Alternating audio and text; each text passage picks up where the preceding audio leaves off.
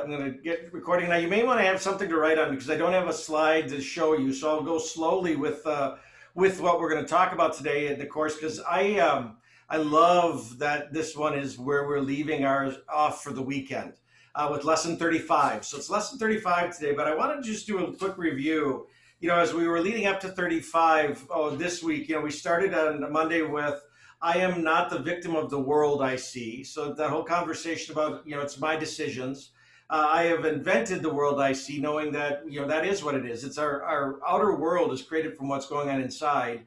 And then we took that into Wednesday with there is another way of looking at the world. And that lesson that we did. And then yesterday to today, which was a great one too, is I could see peace instead of this. And I think that's such a great lesson to work with, is I could see peace instead of this. So I'm curious, as you did the exercise, now we asked you to do 3 times yesterday, right? Morning, evening, and then 1 time in the middle of the day, where you really did spend some time in that lesson. And then throughout the day, as stuff came up that maybe gave you, I call it angina, right? That little bit of angst, could you use that as an affirmation that I could see peace instead of this? What happened? Anyone have any experiences that way that you want to share? I did. I found this one very helpful again in terms of the affirmation, having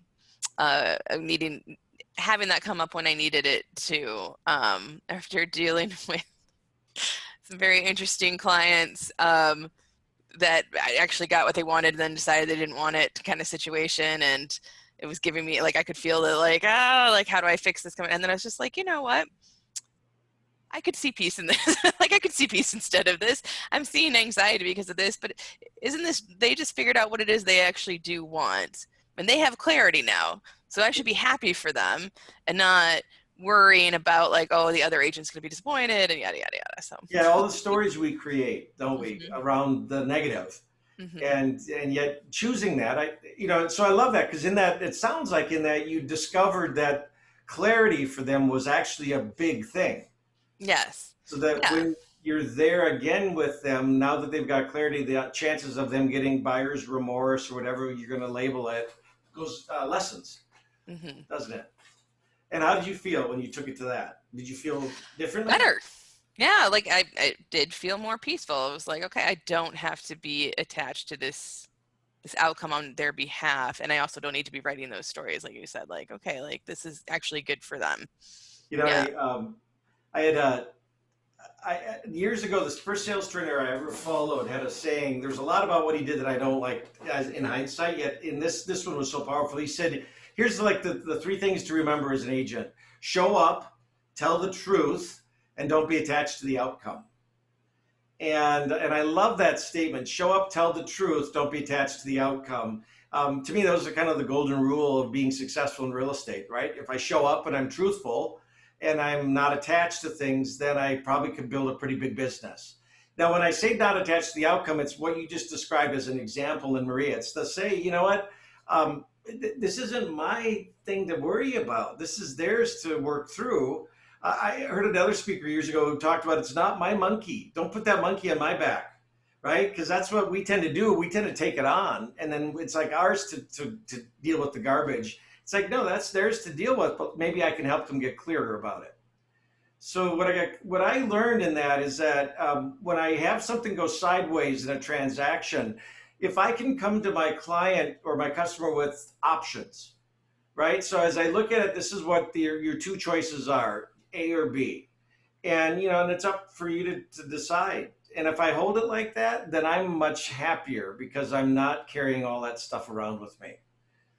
And I used to labor over inspections. Oh my gosh, I used to lose sleep. How am I going to say this in a way that it keeps them in the deal? All of that stuff. And when I got that clarity to say, no, they want options from us. So let me give them some direction, say, here are your choices, and just decide. Now, how do you not get attached to outcomes? What do you think helps with that? Here's its secret, and this is what Lynn Marie's been doing so brilliantly the last number of weeks with the folks who choose to show up. It's have enough leads coming behind it, have enough in the funnel, leads that you're nurturing, that you're not worried that that's the only deal in the world that you've got in this moment.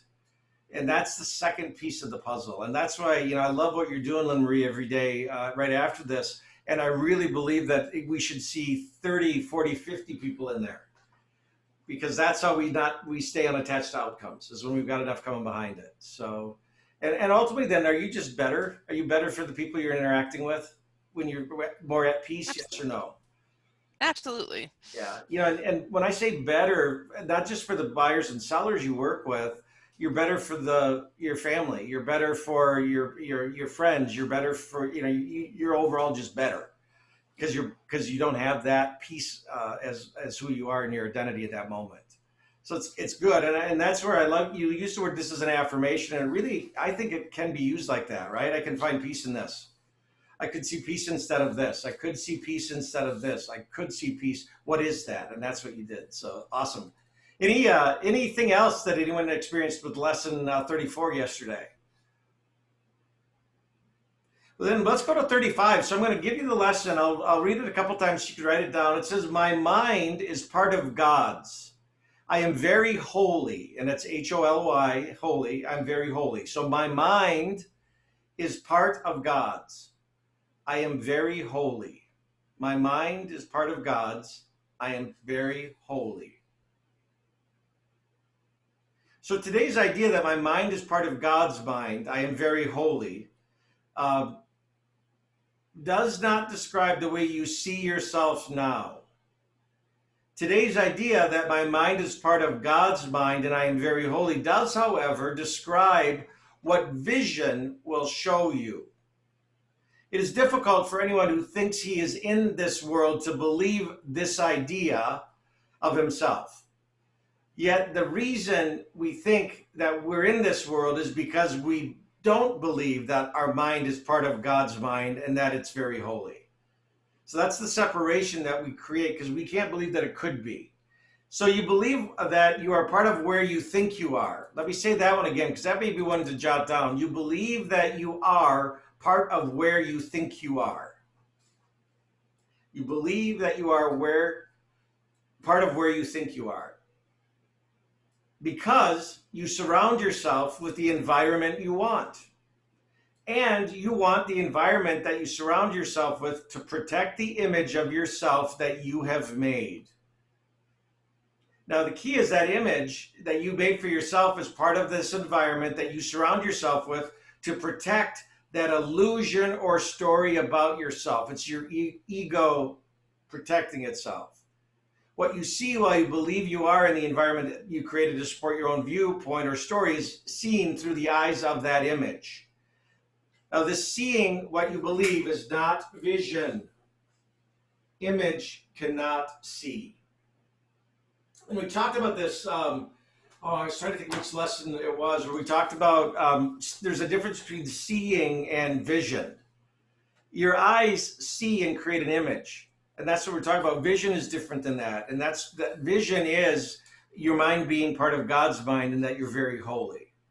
So the idea for today, that my mind is part of God's mind and I am very holy, presents a very different view of yourself. By establishing your source, doing so establishes your true identity. And this idea that my mind is part of God's mind and that I'm very holy describes you as you must really be in truth. We will use a somewhat different kind of application for today's idea that my mind is part of God's mind, I'm very holy, because the emphasis for today is on the perceiver rather than on what you perceive. So the emphasis today is on you. For each of the 3 5-minute practices, so we're still at 3 like we did yesterday, 3 5-minute periods.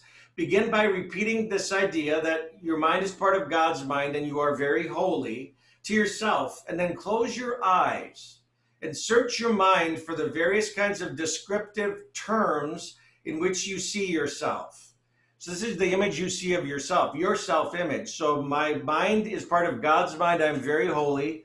Close your eyes and start searching for those things that you believe to be true about you, the image you carry of yourself, your identity, your self-image. So include all the ego-based attributes which you ascribe to yourself, positive or negative, desirable or undesirable, grandiose or debased. All of these ego-based attributes are equally unreal because you do not look upon yourself through the eyes of holiness. Yet we want to look at that for this exercise. So in the earlier part of the mind searching period, which we did starting last week, you will probably emphasize what you consider to be the most negative aspects of your perception of yourself. That's where we tend to go first. So when you do the lessons today and you close your eyes, what will tend to come up will be the negative aspects of your self-identity. So toward the latter part of the exercise period, though, in that same 5 minutes, more self-inflating descriptive terms may well cross your mind. Try to recognize that the direction of your fantasies about yourself does not matter. So however comes up doesn't matter. Illusions have no direction in reality. Both negative and positive illusions are merely not true. So whatever comes up, here's what it's saying. Most of that doesn't matter at all anyway because it's not true, although it seems very true for us. So a suitable unselected list for applying the idea of today might be as follows. So this was what it might look like. Number one, I see myself imposed on. Number two, I see myself depressed. I see myself failing. I see myself as endangered. I see myself as helpless. I see myself as hopeless. I see myself victorious.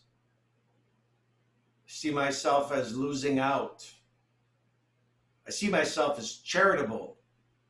I see myself as virtuous.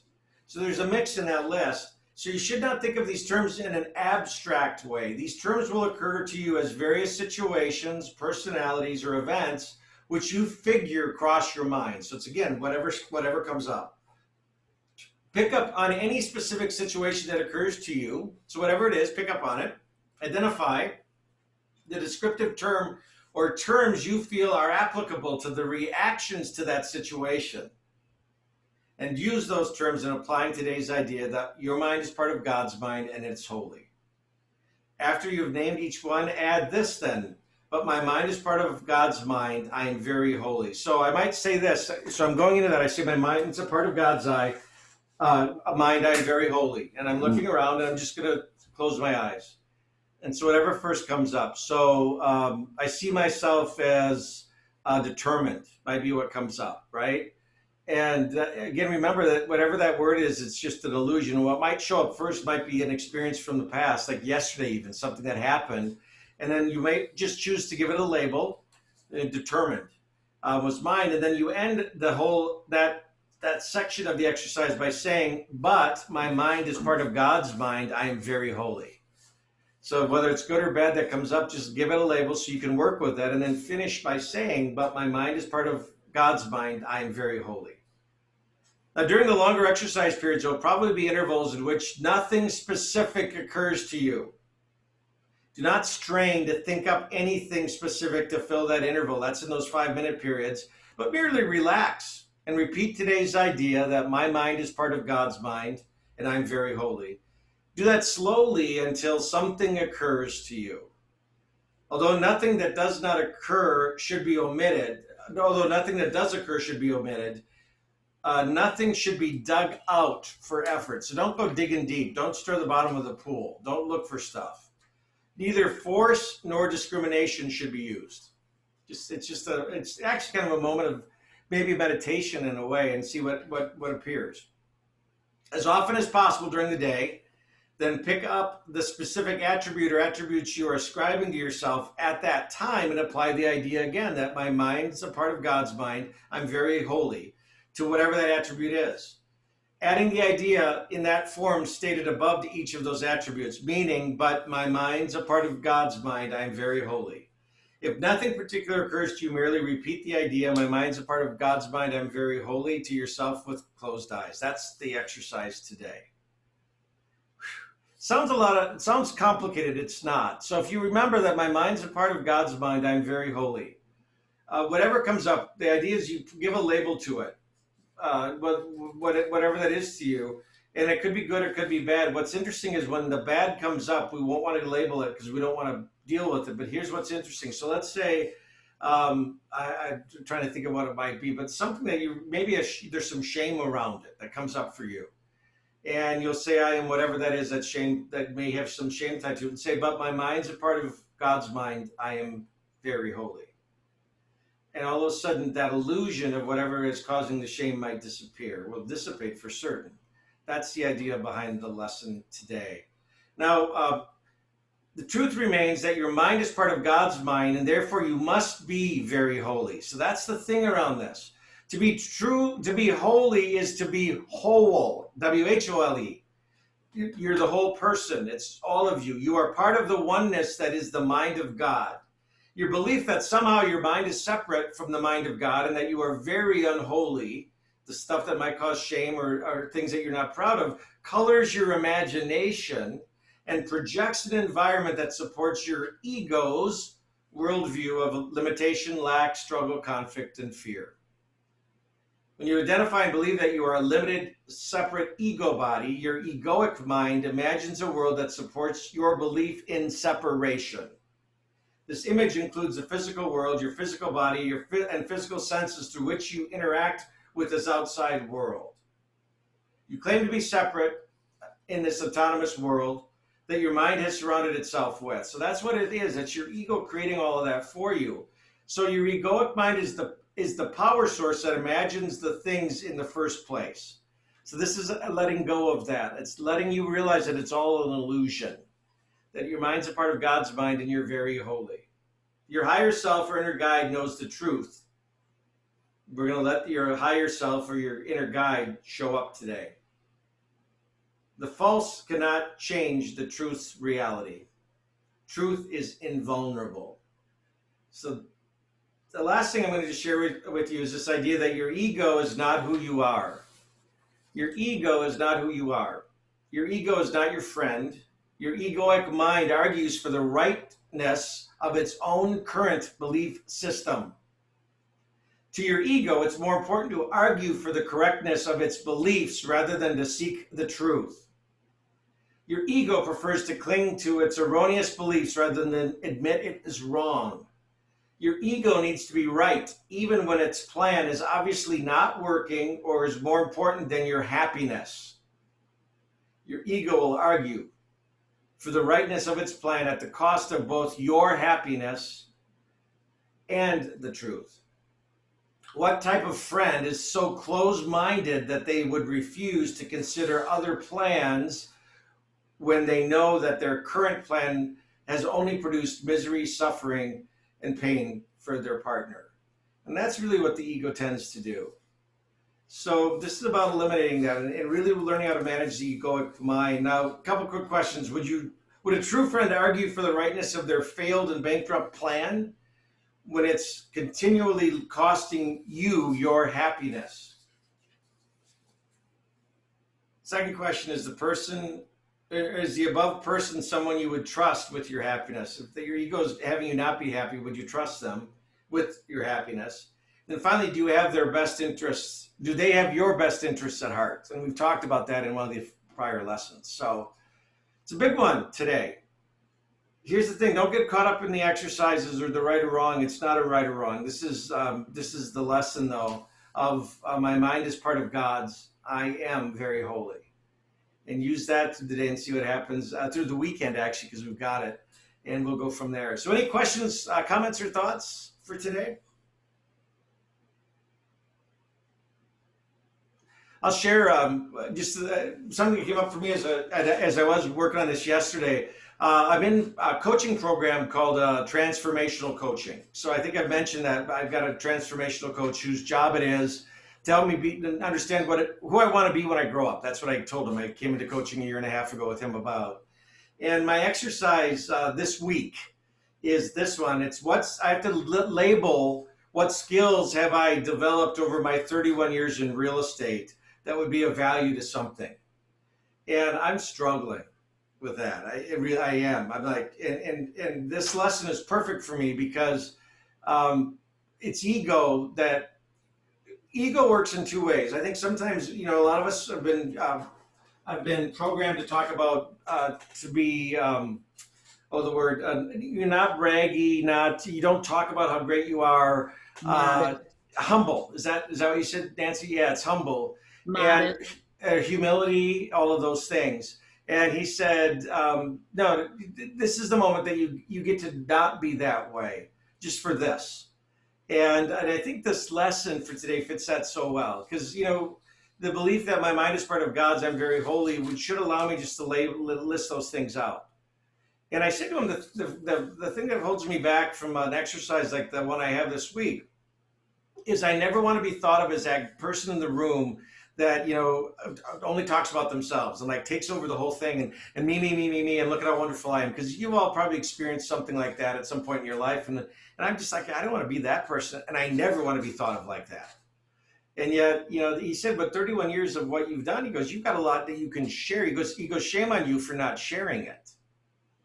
And I'm going, oh, shame. There, okay. My mind is part of God's. I am very holy. There's where that shows up too. So this is going to be a great couple days to work on this lesson. So, any last comments, thoughts, or questions? Any announcements to make as we move towards our weekend? Well, Darren, I just might add Dick Dillingham. I think he said, "What's your or what are your strengths?" And he said, "And that's your purpose." Yeah, that was from Life by Design, the great seminar Dick did for us a couple weeks ago. It's interesting because for years I'd heard when you find the thing you love, you'll never work another day in your life. It's really when you match your skill sets, so like those talents you have up with what you're doing, then you don't work another day in your life. And to me, that's what that really is, and that's what you spoke to, because it's a joy to wake up every morning if you get to do what's really natural for you in your skill set. Now, it doesn't mean you always have to do that, but it really is joyful. So I love that. So thanks, Barb. All right, guys, so here's what we're going to do. We'll let you go into your Friday and into your weekend. Stay safe. Remember to social distance. Nothing has changed in that front yet. And we will see you all on Monday. So have a great weekend, everybody. Thanks for being here.